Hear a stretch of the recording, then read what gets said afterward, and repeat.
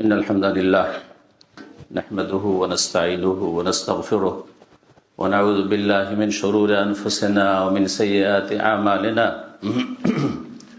من يهده الله فلا مضل له ومن يضلل فلا هادي له وأشهد أن لا إله إلا الله وحده لا شريك له وأشهد أن محمدا عبده ورسوله صلى الله تعالى عليه وعلى آله وصحبه وسلم تسليما كثيرا يا أيها الذين آمنوا اتقوا الله حق تقاته ولا تموتن إلا وأنتم مسلمون يا أيها الناس اتقوا ربكم الذي خلقكم من نفس واحدة وخلق منها زوجها وبث منهما رجالا كثيرا ونساء واتقوا الله الذي تساءلون به والأرحام إن الله كان عليكم رقيبا يا أيها الذين آمنوا اتقوا الله وقولوا قولا سديدا يصلح لكم أعمالكم ويغفر لكم ذنوبكم ومن يطع الله ورسوله فقد فاز فوزا عظيما أما بعد فإن خير الحديث كتاب الله وخير الهدي هدي محمد صلى الله عليه وسلم وشر الأمور محدثاتها وكل محدثة بدعة وكل بدعة ضلالة وكل ضلالة في النار أعوذ بالله من الشيطان الرجيم كنتم خير أمة أخرجت للناس تأمرون بالمعروف وتنهون عن المنكر وتؤمنون بالله সম্মানিত মুসল্লিয়ানে কিরাম, আল্লাহ রাব্বুল আলামিনের প্রশংসা এবং প্রিয় নবী শেষ নবী মুহাম্মদুর রাসূলুল্লাহ সাল্লাল্লাহু আলাইহি সাল্লামের উপর সালাত ও সালামের পরে আজকের জুমার খুতবায় ইংল্যান্ডের হাইড ম্যানচেস্টারে মসজিদুত তাওহীদে জুমার খুতবার সংক্ষিপ্ত যে বিষয়বস্তু তা হচ্ছে মানহাজে সালাফ।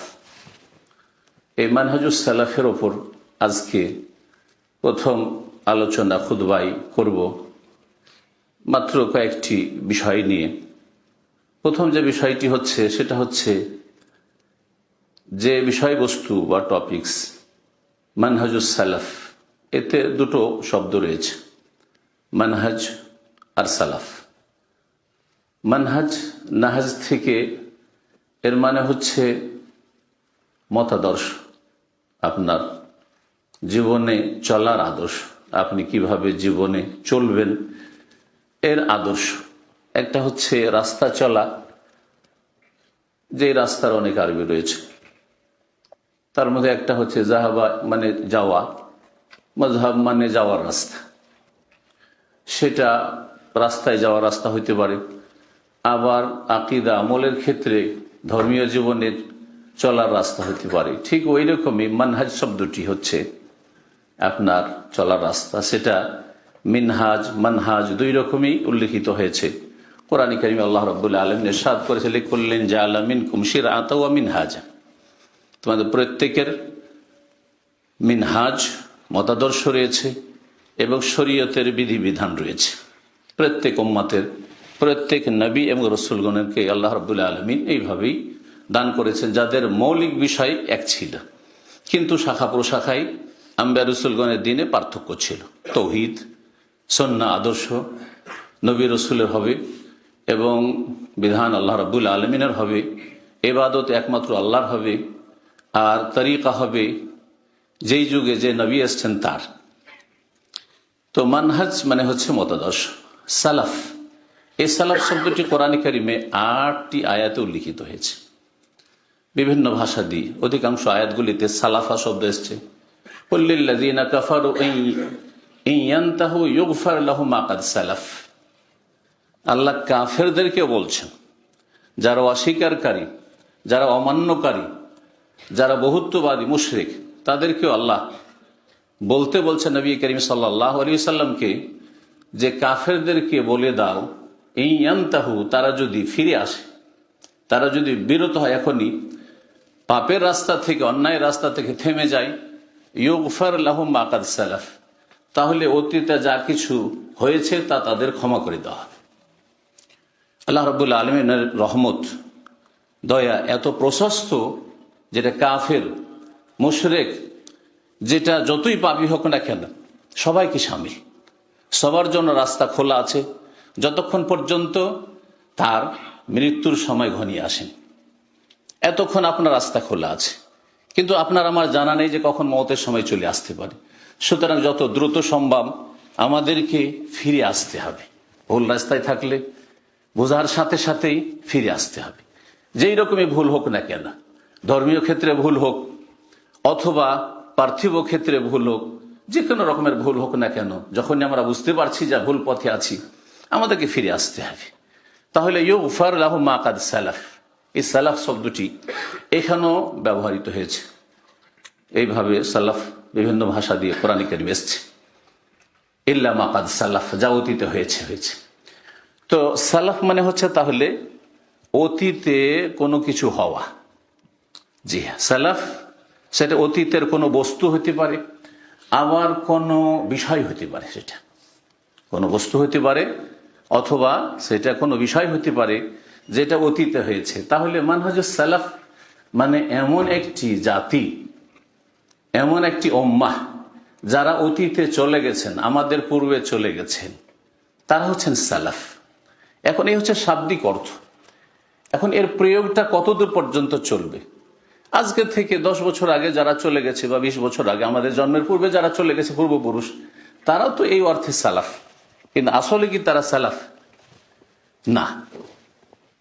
সালাফ সম্পর্কে সালাফের সংজ্ঞায় যে মুহাদ্দিসিনে কেরাম অথবা যারা আকীদার ওলামা তারা আলোচনা করতে গিয়ে বলেছেন যে সালাফ শব্দের প্রথম যে ব্যবহার, প্রথম যে প্রয়োগ, সেটা হচ্ছে সাহাবায়ে কেরাম রাদিয়াল্লাহু তাআলা আনহুম আজমাইনের উপর। এরা হচ্ছেন প্রথম সারির সালাফ এই উম্মতের। তারপরে দ্বিতীয় সারিতে যারা সালাফ আমাদের, তারা হচ্ছেন তাবেঈন ইজাম রাহিমাহুমুল্লাহ জামিয়ান। তৃতীয় সারিতে যারা সালাফ তারা হচ্ছেন তাবা তাবেঈন। এই তিনটি যুগেই তারা সীমিত করেছেন। অনেকে শুধু সাহাবায়ে কেরামদেরকে বলেছেন, এরও রহস্য রয়েছে। এই জন্য বলেছেন যে সাহাবায়ে কেরামগণ তারা হচ্ছেন সবাই অদুল, এর উপর ইজমা রয়েছে। ইমাম ইবনে হাজার, ইমাম নাওয়ী, ইমাম ইবনে সালাহ, এরকম বহু আইম্মায়ে কেরামগণ বলেছে আজমাআতিল উম্মাহ, উম্মতের ঐক্যমত ইজমা রয়েছে যে আন্না সাহাবাতা কুল্লুহুম অদুল, সাহাবায়ে কেরামরা সবাই হচ্ছেন সত্যবাদী, সবাই হচ্ছেন ন্যায় পরায়ণ। যে ইচ্ছা করে তারা বড় অন্যায় করবে না, থেকে যাবেন তার উপর না। তবে এর মানে এই না যে তাদের দ্বারা ভুল হবে না, ভুলের ঊর্ধ্বে ব্যক্তি পর্যায়ে তাদের ভুল থাকতে পারে, কিন্তু ইচ্ছা করে তারা দিনের ক্ষেত্রে কোনো মিথ্যার আশ্রয় নেবেন, এটা থেকে তারা পাক পবিত্র ছিলেন। এ হচ্ছে আদালতে সাহাবা বা সাহাবায়ে কেরামদের অদুল বা ন্যায়পরায়ণ বা সত্যবাদী হওয়ার অর্থ। তো সাহাবায়ে কেরামগণ প্রথম সারি, তারপর তাবেঈন, তাবা তাবেঈন, এই তিনটি যুগে সীমিত করেছেন তারা। নবী করিম সাল্লাল্লাহু আলাইহি ওয়াসাল্লামের এই প্রসিদ্ধ হাদিস পেশ করেছেন, খায়রুল কুরুনি কারনি সুম্মাল্লাযীনা ইয়ালুনাহুম সুম্মাল্লাযীনা ইয়ালুনাহুম, সবচাইতে উত্তম যুগ হচ্ছে আমার যুগ, সাহাবায়ে কেরামদের যুগ। সুম্মাল্লাযীনা ইয়ালুনাহুম, তারপরে তার পরের যুগটা তাবেঈনদের যুগ। সুম্মাল্লাযীনা ইয়ালুনহুম, তারপরে হচ্ছে তাবা তাবেঈনের যুগ। জি, তো এই যুগগুলি হচ্ছে সবচাইতে ভালো যুগ। এই যুগের লোকেরা হচ্ছেন সালাফ। ইমাম যাহাবী রাহমাতুল্লাহ আলাইহি আর একটু বাড়িয়ে বলেছেন যে সালাফ আর এর বিপরীত হচ্ছে খালাফ। সালাফ যারা আমাদের পূর্বসূরি, আগে চলে গেছেন, আর পরে যারা এসেছেন খালাফ উত্তরসূরি। খালাফ কথাটিও কোরআনে কারিমে আল্লাহ রাব্বুল বলেছেন, সেটা ভালো হইতে পারে আবার মন্দ হইতে পারে। যদি সঠিক আদর্শের উপর থাকে তাহলে তো খায়রু খালাফ, আর যদি ভুল আদর্শের উপর থাকে তাহলে শাররু খালাফ।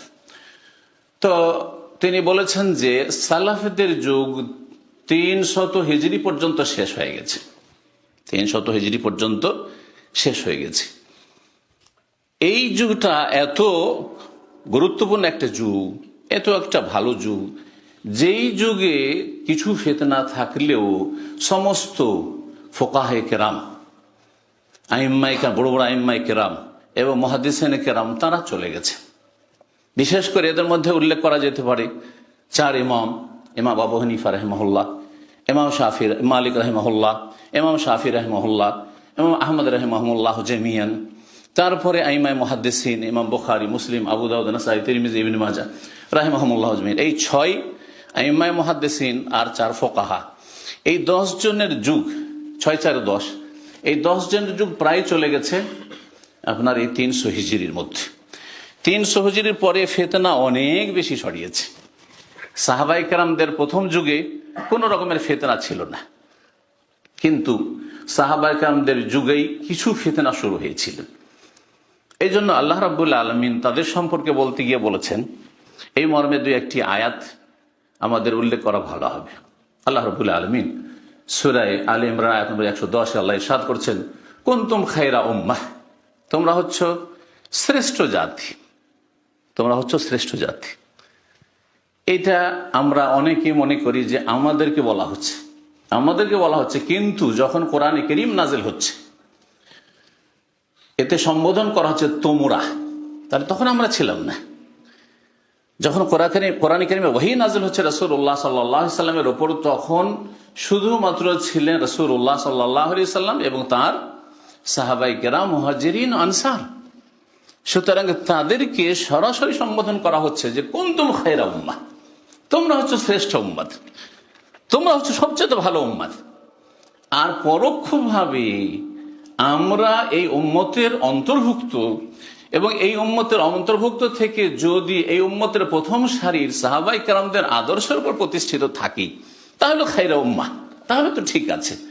কিন্তু আমরা এই উম্মতের দলভুক্ত হইলাম, দলে তো শামিল হইলাম, কিন্তু এই উম্মতের প্রথম সারির যারা খায়রা উম্মাহ, সবচেয়ে শ্রেষ্ঠ উম্মাহ সাহাবায়ে কেরাম রাদিয়াল্লাহু তাআলা আজমাইন, তাদের আদর্শে বিশ্বাসী নয়, তাদের আকীদায় বিশ্বাসী নয়, তাদের মতো ইবাদত করি না, তাদের ইবাদত চাইতে ভিন্ন ইবাদত আমাদের, তাদের মতো আমাদের আখলাক মুআমালাত নয়, তাদের মতো আমাদের চরিত্র নয়, চলাফেরা নয়, আমাদের জীবনের যে বিভিন্ন দিকগুলি রয়েছে সেগুলি হচ্ছে তাদের থেকে ভিন্ন। তাহলে আমরা কি করে খায়রা উম্মাহ হতে পারবো? যদিও এই রাস্তা খোলা আছে কার জন্য? যারা সত্যিকার রাসূলুল্লাহ সাল্লাল্লাহু আলাইহি সাল্লামের পরে সাহাবায়ে কেরামদেরকে জীবনের প্রতিটি ক্ষেত্রে আদর্শ মনে করবে। এই সাহাবায়ে কেরামদের জামাতকে রাসূলুল্লাহ সাল্লাল্লাহু আলাইহি ওয়াসাল্লামের পরে আদর্শ মনে করবে এবং তারপরে সেই পথে চলার জন্য চেষ্টা করবে, তারা খায়রা উম্মাহ অবশ্যই। কিন্তু প্রথম সম্বোধন করা হয়েছে রাসূলুল্লাহ সাল্লাল্লাহু আলাইহি ওয়াসাল্লামের সাহাবায়ে কেরাম, মুহাজিরিন এবং আনসারকে, কুনতুম খায়রা উম্মাহ উখরিজাত লিন-নাস, তোমাদেরকে মানব জাতির কল্যাণের জন্য নিয়ে আসা হয়েছে। এখান থেকে আরো স্পষ্ট হয় যে আমাদের প্রতিটি মানুষের কল্যাণের জন্য আমাদেরকে পৃথিবীতে নিয়ে আসা হয়েছে। সাহাবায়ে কেরামগণ যে মক্কাতুল মুকাররমা থেকে আর মদিনা মুনাওয়ারা থেকে বেরিয়েছেন, তারা মানব জাতির কল্যাণের জন্য, শুধু মুসলিমদের কল্যাণের জন্য নয়, বরং অমুসলিমদের কল্যাণের জন্য তারা এসেছেন। এই জন্যই তারা এইরকম পবিত্র জায়গাগুলি ছেড়ে সারা পৃথিবীতে দিনের দাওয়াত দেওয়ার জন্য ছড়িয়ে পড়েছেন। কোথায় কার শেষ অবস্থা হয়েছে, কোথায় কার ইন্তেকাল হয়েছে আপনারা জানেন। আইয়ুব রাদিয়াল্লাহু তাআলা আনহু, প্রখ্যাত সাহাবী, তিনি আপনার ইউরোপের সাইপ্রাসে, কবরস, জাজিরা কবরস, সাইপ্রাসে তার ইন্তেকাল হয়েছে, দাফন হয়েছে। এরকম বহু সাহাবায়ে কেরাম সারা পৃথিবীতে ছড়িয়ে পড়েছেন। উখরিজাত লিন-নাস, মানব জাতির কল্যাণের জন্য তোমাদেরকে নিয়ে আসা হয়েছে। সুতরাং তাদের কল্যাণ হচ্ছে কি? 3টি বিষয়। তা'মুরুনা বিল মারুফ, তোমরা ভালো কাজের উপদেশ দেবে, আদেশ দেবে। ও তানহাউনা আনিল মুনকার, অন্যায় কাজে বাধা দেবে, অন্যায় কাজে বাধা দেবে। প্রথম নিজেকে ভালো কাজের উপদেশ দেবে আর তারপরে অন্যকে ভালো কাজের উপদেশ দেবে। প্রথম নিজেকে মন্দ কাজ থেকে বিরত রাখবে, তারপর অন্যদেরকে মন্দ কাজ থেকে, মন্দ কথা থেকে বিরত রাখবে। ও তানহাউনা আনিল মুনকার ওয়া তু'মিনুনা বিল্লাহ, কিন্তু সবচেয়ে গুরুত্বপূর্ণ যে বিষয়টি, যে আল্লাহর প্রতি ঈমানের সাথে সাথে, ঈমানবিহীন যদি ভালো কথা বলো, ইসলামবিহীন, তৌহিদবিহীন যদি ভালো কথা বলো, সুন্নাহবিহীন যদি ভালো কথা বলো, তাহলে সেটা কাজ হবে না। সুতরাং তোমাদেরকে ঈমান বিল্লাহর সাথে সাথে আল্লাহর প্রতি যে ঈমানের দিকগুলি রয়েছে, শুধু ঈমান বিল্লাহ মানে শুধু আল্লাহর অস্তিত্বে বিশ্বাসী নয়, ঈমান বিল্লাহ মানে শুধু আল্লাহ রাব্বুল আলামিনের ওয়াহদানিয়তকে মেনে নেওয়া নয়, বরং আল্লাহ রাব্বুল আলামিনের যে ঈমানের আরকানগুলি রয়েছে 6টি, সেগুলি পুরোপুরি বিশ্বাস করে তার বাস্তবায়ন করা এবং তার সাথে সাথে আল্লাহ রাব্বুল আলামিনের রুবুবিয়ত, উলুহিয়ত, আসমা সিফাত এগুলো ঠিক হয়ে যাওয়া। এ হচ্ছে তু'মিনুনা বিল্লাহ, আল্লাহ রাব্বুল আলামিনের প্রতি ঈমান, আল্লাহ রাব্বুল আলামিন আদেশ মেনে নেওয়া, আল্লাহ রাব্বুল আলামিন যেখানে যেতে নিষেধ করেছে সেখান থেকে বিরত থাকা। এ হচ্ছে ঈমান বিল্লাহ। এই ঈমান বিল্লাহর সাথে যখন ভালো কথা বলবেন আর অন্যায় কাজে বাধা দেবেন, তো সেটা আপনার কাজে আসবে আর আপনি যাদেরকে এই উপদেশ দেবেন তাদের কাজে আসবে। তো এইভাবে সালাফে সালেহিনদের আল্লাহ রাব্বুল আলামিন কি করেছেন? প্রশংসা করেছেন। সবচেয়ে শ্রেষ্ঠ উম্মত প্রথম সারির সাহাবায়ে কেরাম রাদিয়াল্লাহু তাআলা আনহুম আজমাইন, তাদের সম্পর্কে আরো আল্লাহ রাব্বুল আলামিন ইরশাদ করছেন। এবং তার সাথে সাথে যেই করতে বলতে চাইছি সেটা হচ্ছে তাবেঈন, তাবেঈনদেরকে এখানে শামিল করা।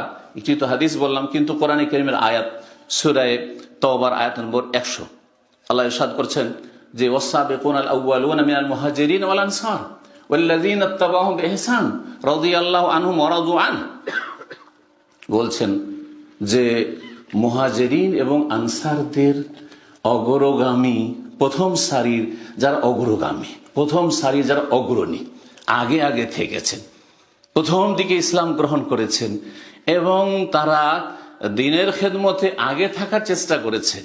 ওয়াসাবিকুনা আউয়ালুনা মিনাল মুহাজিরিন ওয়াল আনসার, কারণ সাহাবায়ে কেরাম দুই ভাগে বিভক্ত, হয় মুহাজির মক্কা থেকে মদিনা হিজরত করে এসেছেন, অথবা আনসার যারা হিজরত করে এসেছে তাদের সাথে সাহায্যের হাত বাড়িয়েছেন। হয় আপনাকে মুহাজির হইতে হবে আল্লাহর জন্য, আর না হলে আল্লাহর দ্বীনের জন্য আনসার হইতে হবে, সাহায্যকারী হইতে হবে। তাহলে আপনি সাহাবায়ে কেরামদের আদর্শের উপর আছেন, আপনি মুহাজির আনসার, আপনার মধ্যে এই গুণগুলি হইতে হবে যে আপনার মধ্যে হিজরতের বৈশিষ্ট্য আছে কিনা, আপনি পাপাচার থেকে হিজরত করে আসতে পারছেন কিনা, অন্যায়ের কথা কাজ থেকে, আর আপনি ভালো কাজের ক্ষেত্রে সাহায্য করতে পারছেন কিনা। মুহাজির আনসারদের আল্লাহ প্রশংসা করলেন। তারপরে বলছেন ওয়াল্লাযীনা ইত্তাবাউহুম বিইহসান, এবং যারা তাদের অনুসরণ করবে, তাদেরকে ফলো করবে, বিইহসান, নিষ্ঠার সাথে। এখানে একটি কথা খুব লক্ষণীয়, সেটা হচ্ছে শুধু আল্লাহ বলেননি যে তাদের যারা অনুসরণ করবে তাদের পরে আসলেই হবে, তাদের অনুসরণ করলেই হবে না। বিইহসান একটা শর্ত লাগানো হয়েছে, সেটা হচ্ছে ইখলাসের সাথে, এহসান সদ্ব্যবহারের সাথে, নিষ্ঠার সাথে যারা ফলোয়ার হবে, অনুসারী হইতে হবে, তাহলে এহসানের সাথে। ইমাম হাফিজ বিন হাজার রহমতুল্লাহ আলাইহি বলছেন যে এখানে যারা তাবেউন, তো মানে তাবেইনদের যুগে এসেছে, অথবা তাবেইনের যুগে এসেছে, অথবা তারপরেও তারা ফলো করেছে, মানে তারপরে এসেছে, যে কোনো কালে এই মুসলিম উম্মার মধ্যে এসেছে, কিন্তু তারা এহসানের সাথে ফলোয়ার হয়নি, নিষ্ঠার সাথে, সদ্ব্যবহারের সাথে তারা অনুসারী হয়নি, বরং বিল ইসাআতি, আর তাবেউনা লাহুম বিল ইসাআতি, খারাপ আচরণের সাথে তারা পরে এসছে। এই উম্মতের মধ্যে এসছে, সাহাবীদের পরে এসেছে, কিন্তু তারা খারাপ আচরণের সাথে এসছে, খারাপ আকীদা নিয়ে এসছে, খারাপ মানহাজ, ভ্রান্ত মানহাজ নিয়ে এসছে, ভ্রান্ত ইবাদতের তরিকা নিয়ে এসছে, না হলে চরিত্রের ক্ষেত্রে তাদের পদস্খলন ঘটেছে, অন্য রাস্তা ধরেছে। তারা ভালো আচরণের সাথে জুলম অত্যাচার করেছে, পাপে জড়িয়ে পড়েছে, তারা সাহাবায়ে কেরামদের নিষ্ঠার সাথে অনুসারী নয়। এখান থেকে ওইসব লোককে বের করে দেওয়া হয়েছে যারা ফিতনার যুগে, সিফিনের যুদ্ধের পরে খাওয়ারেজ হয়ে বেরিয়ে গেল। জি হ্যাঁ, সাহাবায়ে কেরামদের আদর্শ থেকে, খুলাফায়ে রাশিদিনদের আদর্শ থেকে বেরিয়ে গেল। যারা রাওয়াফেজ হয়ে অতি ভক্তি দেখিয়ে শিরক কুফরিতে লিপ্ত হয়ে গেল, গুমরাহিতে লিপ্ত হয়ে গেল, এই দুটো গুমরাহি, দুটো বিদাত সাহাবায়ে কেরামের জীবদ্দশায় শুরু হয়ে গিয়েছিল, ফিতনাতুল খাওয়ারিজ এবং ফিতনাতুল রাওয়াফিজ। এই দুই ফিতনাতে যারাই জড়িয়ে পড়েছে তাদেরকে এখানে বের করে দিয়েছেন আল্লাহ রাব্বুল আলামিন বেইহসানের কথা বলে, ওয়াল্লাযীনা ইত্তাবাউ বিইহসান। তার নিষ্ঠার সাথে যদি আল্লাহ রাব্বুল আলামিনের নবী মুহাম্মদ সাল্লাল্লাহু আলাইহি ওয়াসাল্লামের যে সাহাবায়ে কেরামগণ উম্মত, তাদের অনুসারী হওয়া যায়, তাহলে কি পাওয়া যাবে? বলছেন রাদিয়াল্লাহু আনহুম, আল্লাহ তাদের উপর রাজি হয়ে গেছেন বা হয়ে যাবেন, ওয়া রাদু আনহু, এবং তারাও রাজি হয়ে যাবে। প্রথম সাহাবায়ে কেরামদের আল্লাহ রাজি, এবং আল্লাহর উপর আল্লাহ সন্তুষ্ট, তারা মহাপুরস্কার নিয়ামত পেয়ে আল্লাহর কাছে। তাহলে এই দোয়া প্রথম, বা এই সার্টিফিকেট প্রথম সাহাবায়ে কেরামগণ পেয়েছেন, যেটি আমরা দোয়ার আকারে দিয়ে থাকি। সাহাবীর নাম আসলে আমরা বলে থাকি রাদিয়াল্লাহু আনহু ওয়া রিদওয়ানুল্লাহ আলাইহিম আজমাইন, কথা বলে থাকি। আল্লাহ বলছেন যে আল্লাহ তাদের উপর রাজি এবং আল্লাহর উপর তারা রাজি হয়ে গেছে। আর যারা নিষ্ঠার সাথে অনুসারী হবে তাদের উপর আল্লাহ রাজি, এবং তারাও আল্লাহর উপর রাজি হয়ে যাবে আল্লাহর কাছে পুরস্কার পেয়ে। তারপরে আল্লাহ বলছেন ওয়া'আদ্দা লাহুম জান্নাত, তাদের জন্য জান্নাত প্রস্তুত করে রেখেছেন, তাজরি তাহতাল আনহার, যার নিম্ন দেশের নহর সমূহ প্রবাহিত রয়েছে। তারপর আল্লাহ বলছেন খালিদিনা ফিহা আবাদা, সেখানে তারা চিরকাল থাকবে। ওয়াযালিকাল ফাওজুল আযীম, আর এটি হচ্ছে মহাপুরস্কার, এটি হচ্ছে মহাসাফল্য, তাদের এটি হচ্ছে মহাসাফল্য। তো সালাফ সম্পর্কে বললাম যে সালাফ কাদেরকে বলা হয়, সালাফদের বড় ফজিলত রয়েছে। ইনশাআল্লাহ তাআলা আগামী আলোচনাতে সালাফদের ফজিলত সম্পর্কে আমরা আলোচনা করব। এখানে আমরা সালাফদের সম্পর্কে আর একটি পয়েন্ট নিয়ে দ্বিতীয় খুতবাতে আলোচনা করব। আকুলু কওলি হাযা ওয়া আস্তাগফিরুল্লাহ লি ওয়া লাকুম ওয়া লিসাইরিল মুসলিমিনা মিন কুল্লি যামব ফাস্তাগফিরুহু ইন্নাহু হুয়াল গফুরুর রহিম। বিসমিল্লাহ, আলহামদুলিল্লাহ, ওয়াসসালাতু ওয়াসসালামু আলা রাসূলিল্লাহ ওয়া আলা আলিহি ওয়া সাহবিহি আজমাইন, আম্মা বাদ। সম্মানিত জুমার মুসাল্লিয়ান কিরাম, আলোচনা করছিলাম মানহাজে সালাফ সম্পর্কে।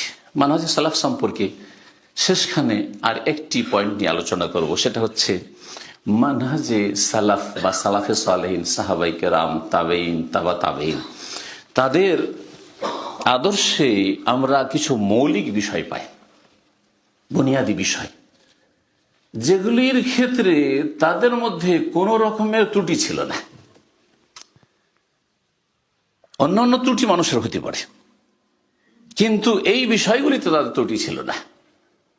সালাফে সালেহিন, সাহাবায়ে কেরাম বিশেষ করে, আর তারপরে তাবেইন যারা নিষ্ঠার সাথে ইহসান, আর তাবা তাবেইন যারা নিষ্ঠার সাথে অনুসারী ছিলেন, তাদের মধ্যে এই তিনটি মৌলিক বিষয় সবার মধ্যে ছিল। প্রথম যে বিষয়টি সেটি হচ্ছে তাওহীদ, আল্লাহর একত্ব, অন্নেস, জি। এবং তাওহীদের যতগুলি দিক রয়েছে, শাখা প্রশাখা রয়েছে, আল্লাহ রাব্বুল আলামিনের কাজের ক্ষেত্রে তাওহীদ, তাওহীদের রুবুবিয়্যাহ হোক, আল্লাহ রাব্বুল আলামিনের ইবাদত বান্দার কাজের ক্ষেত্রে তাওহীদ হোক, বান্দা যেসব কাজগুলি আল্লাহর জন্য করে এই ক্ষেত্রে তাওহীদুল উলুহিয়্যাহ বা তাওহীদুল ইবাদা হোক, অথবা আল্লাহ রাব্বুল আলামিনের আসমা সিফাত, নাম এবং সুন্দর সুন্দর যে গুণগুলি রয়েছে সেসব ক্ষেত্রে হোক, এসব ক্ষেত্রে কোন রকমের বিভ্রান্তি, গোমরাহি, ত্রুটি ছিল না। সাহাবায়ে কেরামদের যুগে ছিল না, যারা তাবিঈন বা ইহসান তাদের মধ্যে ছিল না। এইরকমই তার সাথে আমরা আরো লাগিয়ে দেব আইম্মা আরবা, আর মধ্যে চারজন যে প্রসিদ্ধ ইমাম, তাদের মধ্যে আকীদাগত তাওহীদের বিষয়ে কোনো ত্রুটি ছিল না। আপনি কথা বলতে পারবেন না যে আবু হানিফা, শাফি, মালিক, আহমদ রাহিমাহুল্লাহ তাদের কোনো একজনের আকীদায় কোনো রকমের সমস্যা ছিল না। যেই নামগুলি আমরা ভেঙে আকীদার ক্ষেত্রে অনেক দূর চলে গেছি বিভ্রান্ত হয়ে অনেকে, কিন্তু আমাদের আইম্মায়ে কেরামগণ রাহিমাহুমুল্লাহ তাদের আকীদাগত কোনো সমস্যা ছিল না। তাদের সম্পর্কে আমরা গভীরভাবে যদি পড়াশোনা করি, একটু ইসলামকে যদি আমরা গরজ মনে করি, তাহলে স্পষ্ট বুঝতে পারবো যে ভেজাল আমাদের মধ্যে রয়েছে, ভেজাল আইম্মায়ে কেরামদের মধ্যে ছিল না। তাওহীদের বিষয়টি একটি, তার সাথে সাথে আরো একটু বলবো ইখলাস। যদিও তাওহীদ ইখলাস কাছাকাছি জিনিস, কিন্তু ইখলাসের একটা দিক হচ্ছে যে আপনি লিল্লাহ, আল্লাহর জন্য করবেন, যে কিছু করেন দুনিয়ার কোনো স্বার্থ আপনার বড় হয়ে না আসে, দুনিয়ার কোনো গরজ আপনার সামনে না আসে। দিন পালন করতে গিয়ে, মসজিদ করতে গিয়ে, ইসলামের খেদমত করতে গিয়ে, দাওয়ার কাজ করতে গিয়ে আপনার দুনিয়ার স্বার্থ বড় হয়ে সামনে চলে আসছে, তাহলে আপনার তাওহীদ মানে আপনি ওই রকম শিরকে না থাকলেও দুনিয়ার গরজটা একরকমের যে শিরক, সেই ওই ধরনের শিরকগুলি আছে যেটা ইখলাস পরিপন্থী, ইখলাস বিরোধী আপনার মধ্যে বিদ্যমান রয়েছে। তাওহীদের ক্ষেত্রে, ইখলাসের ক্ষেত্রে তাদের মধ্যে কোনো বিরোধ ছিল না, তাদের মধ্যে কোনো রকমের শিরক ছিল না, শিরক ছিল না। সাহাবায়ে কেরামদের মধ্যে না বড় শিরক ছিল না ছোট শিরক ছিল।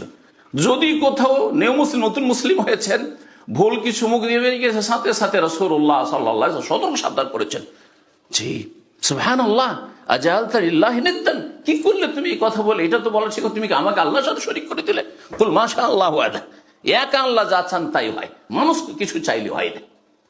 এইভাবে রাসূলুল্লাহ সাল্লাল্লাহু আলাইহি ওয়াসাল্লাম তাদের তাওহীদের তরবিয়ত দিয়ে শুরু করেছেন, আর তাওহীদের তরবিয়তের সাথে শেষ করেছেন। প্রথম শুরুও করেছেন তাওহীদ দিয়ে, আর রাসূলুল্লাহ দাওয়াত শেষ করেছেন তাওহীদ দিয়ে। পুরো জীবনটাই ছিল তাওহীদি জীবন, শুধু তাওহীদের নাম নয় বরং কাজে কর্মে তাওহীদ ছিল সর্বক্ষেত্রে। এই একটি বিষয়। সুতরাং আমাদেরকে সালাফদের যদি সত্যি ভক্তি থাকে, ভালোবাসা থাকে, আর অনুসরণ, তাদের পথে চলবো, এই যদি চিন্তা চেতনা থাকে, তাহলে আমরা তৌহিদটা ঠিক করব। আমরা বড় শিরক, ছোট শিরক, প্রকাশ্য, গোপনীয়, যাবতীয় শিরক মুক্ত হব, ইখলাস লিল্লাহিয়াত নিয়ে আসবো। আর দুনিয়াদারিটা আমরা দুনিয়া করেন, কিন্তু দুনিয়া দিনের উপর যেন প্রাধান্য না পায়, আপনার ইখলাস নষ্ট না হয়। দ্বিতীয় যে বিষয়টি ছিল সালাফদের মধ্যে, সাহাবাই কেরামদের মধ্যে বিশেষ করে, সেটা হচ্ছে যে তারা একজন বাস্তবে মুসলিম থাকার জন্য মনে করতেন যে তাকে 5 ওয়াক্ত সালাত অবশ্যই কায়েম করতে হবে। 5 ওয়াক্ত সালাতে 17 রাকাত আল্লাহ ভাগ করে দিয়েছেন, যেইভাবে ভাগ করে দিয়েছেন, যেইভাবে সময় নির্ধারণ করে দিয়েছেন, শুরু এবং শেষ, এই 17 রাকাত সালাত আদায় করতেই হবে, নামাজ পড়তেই হবে, না হলে মুসলিম থাকে না। এটা সাহাবাই কেরামদের যুগে ইজমা ছিল।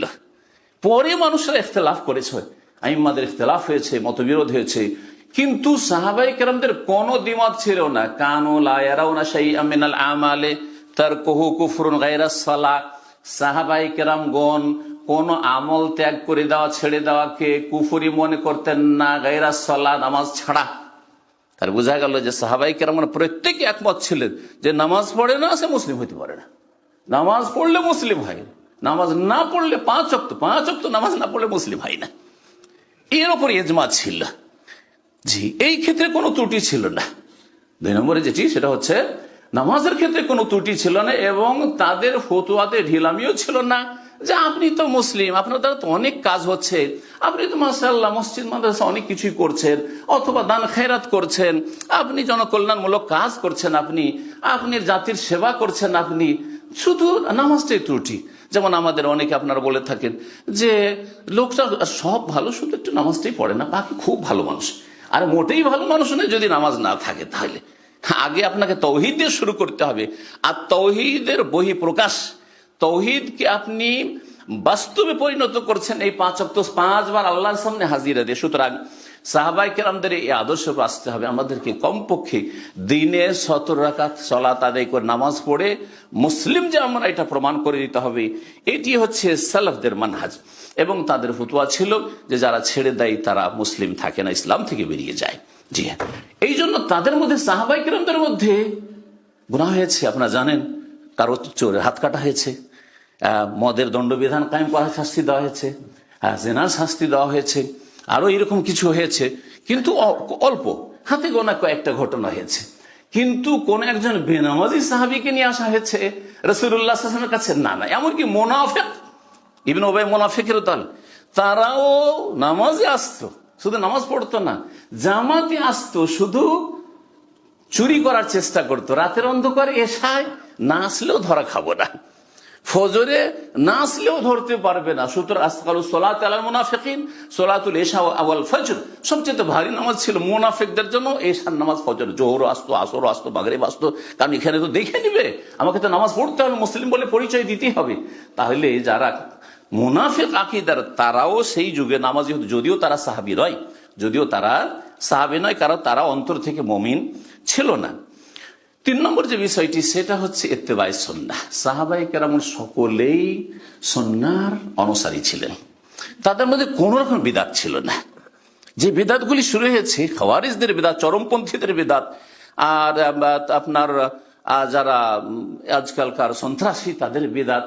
এদের প্রথম সন্ত্রাসী দল বেরিয়েছে আপনার আলী রাদিয়াল্লাহু তাআলা দল থেকে, এবং আলী রাদিয়াল্লাহু তাআলাকে তারা খুন করেছে, আলী রাদিয়াল্লাহু বিরুদ্ধে তারা অস্ত্র ধারণ করেছে, ফতোয়াবাজি করেছে। এই যে বড় বড় ফতোয়াবাজিগুলো, এটা যারা শুরু করেছে তারা কেউ সাহাবী ছিলেন না, সকলে সাহাবীদের পরে তাবেঈনদের যুগের লোক তারা, কিন্তু তারা ইহসানের সাথে তারা অনুসারী ছিলেন না, বরং খারাপ পথ অনুসরণ করে তারা এসেছে তাবেঈনদের যুগে, সেজন্য তারা সেখান থেকে আউট হয়ে গেছে।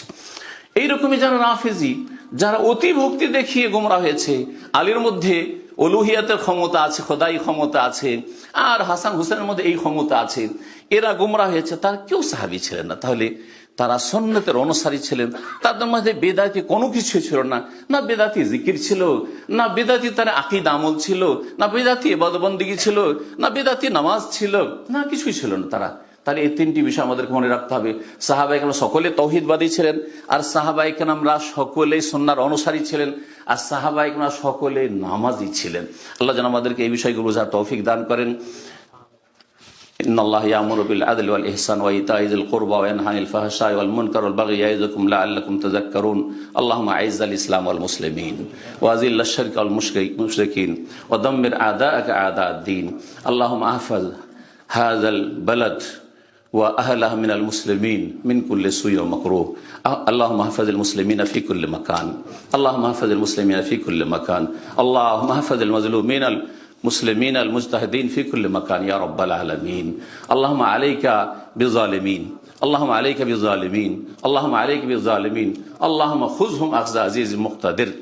আল্লাহুম্মা আহফাজিল ইসলাম ওয়াল মুসলিমিনা ফি কুল্লি মাকান। সুবহানা রাব্বিকা রাব্বিল ইজ্জাতি আম্মা ইয়াসিফুন ওয়া সালামুন আলাল মুরসালিন ওয়াল হামদুলিল্লাহি রাব্বিল আলামিন।